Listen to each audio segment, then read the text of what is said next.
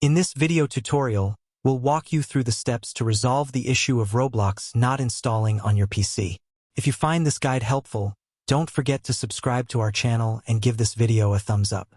Firstly, let's try installing Roblox as an administrator. Right-click on the installer, whether it's on your desktop or in your Downloads folder, and select Run as Administrator.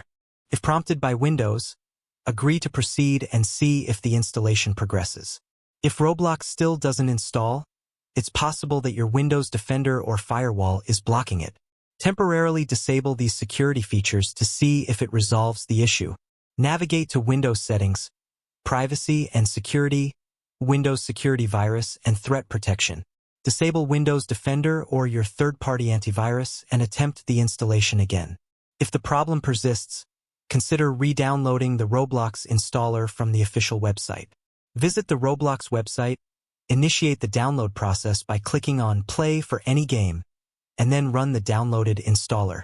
Sometimes the old installer may be corrupted, so trying a new one could help. Another troubleshooting step is to access the app data folder on your PC. Open the Run dialog by searching for Run in the Windows search bar. Type %appdata% and press Enter. Navigate to local Roblox versions. Locate the most recent version and try running the installer from there. Lastly, check the status of Roblox servers. Search for Roblox server status and visit the official Roblox status page. Look for any reported issues or outages. If there are server-related problems, you may need to wait until they are resolved before attempting to install Roblox again. By following these steps, you should be able to troubleshoot and resolve the issue of Roblox not installing on your PC. If you found this video helpful, remember to subscribe to our channel for more tutorials like this. Thanks for watching.